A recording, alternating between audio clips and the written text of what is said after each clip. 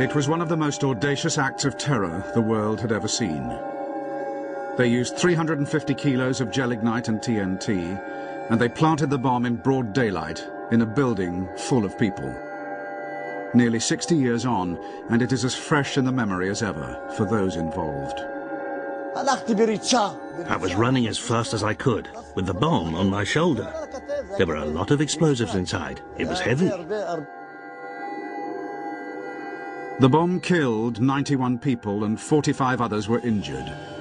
But little did the bombers of Jerusalem's King David Hotel back in 1946 know that they were one day to be hailed as the founding fathers of a new age of terror. For their success inspired waves of imitators around the world. If my sacrifice for that is to be called a terrorist, then I'm glad to have been a terrorist for liberation. We didn't mind being called terrorists then, because we actually used force, such force, a brutal force, in order to get rid of them. We knew we only had one chance in 1,000 of coming out alive. The death was around every corner. This is the story of the birth of modern terrorism, of the activists who invented it, and of how it has been appropriated and dispersed around the globe.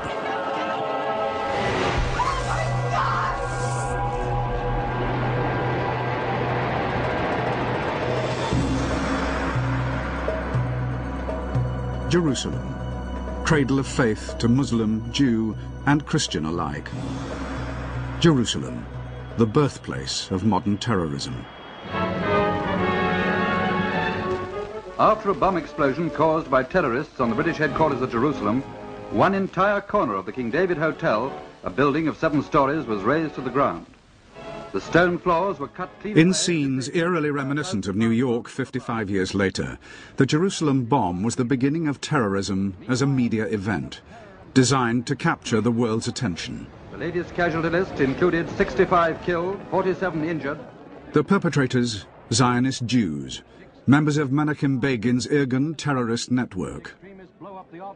Begin, who would one day become Prime Minister of Israel, described this tactic as turning Palestine into a glass house, where the entire world was looking in.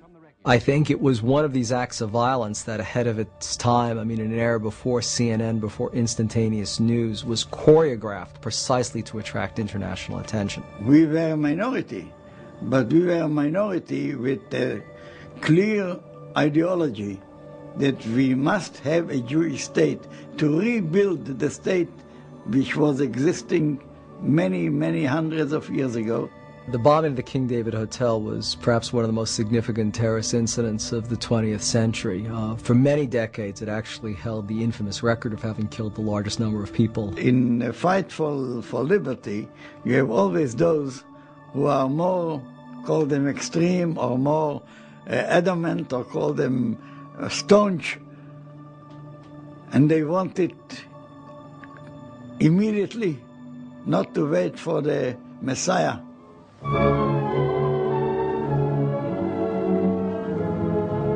Still lying under the shadow of terrorist attacks, many areas of Palestine are... By the end of World War II, the British, who had been made responsible for looking after Palestine by the old League of Nations 27 years earlier, found it to be a serious headache.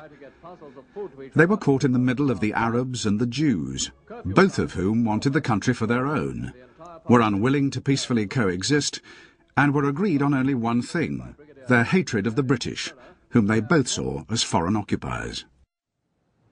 The British military and administrative headquarters was here, in the south wing of the King David Hotel in Jerusalem. The luxury hotel itself still functioned with guests, restaurants, bars, and Sudanese waiters. Jerusalem at that time, it was a fortress.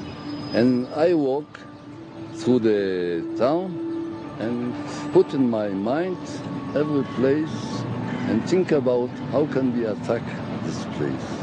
If we succeed, it's very important the whole world will see that we can fight even the British.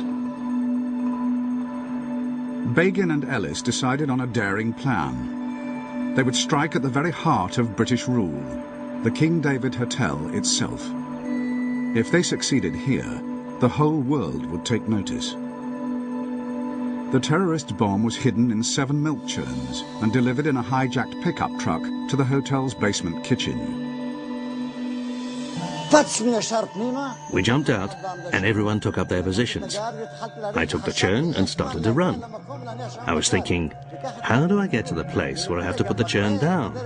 That's how I started. Anyway, there were lots of people around in the corridor, and we tried to move them out of the way. Here, there, to the side. But there were some who resisted, but we threatened them with our weapons. I wasn't dressed as a civilian or a soldier.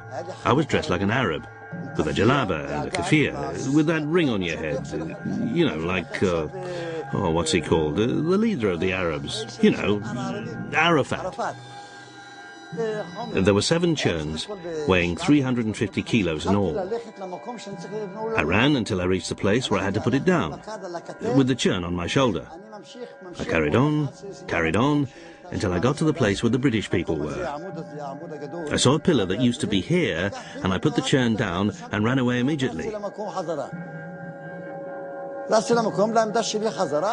I waited in my position until all the churns were together, and then the time would come for the explosion. All the churns together were like one whole man, a complete bomb.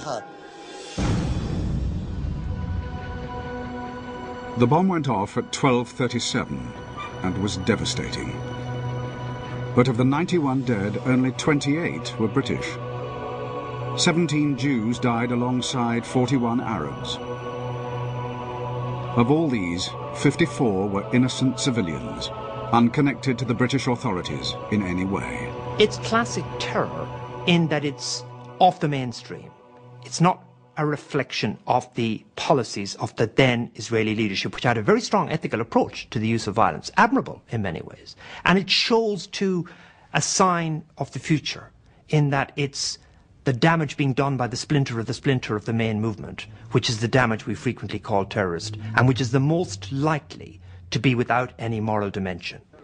Once more, the civilized world has received a rude shock at the hands of fanatics whose wanton act is contrary to the dictates of all creeds alike and imperils the best interests of the cause that it strives to promote. The Irgun denied that they aimed at civilian targets, but one man at least had a different opinion. In 1948, the British Chief Secretary in Palestine, Sir Henry Gurney, wrote in his diary of how one Irgun attack was indiscriminately aimed at civilian targets and was designed to create panic among the population. 3 years later, Gurney himself was to be assassinated, as liberation movements all over the world took note of the flame that had been ignited in Palestine.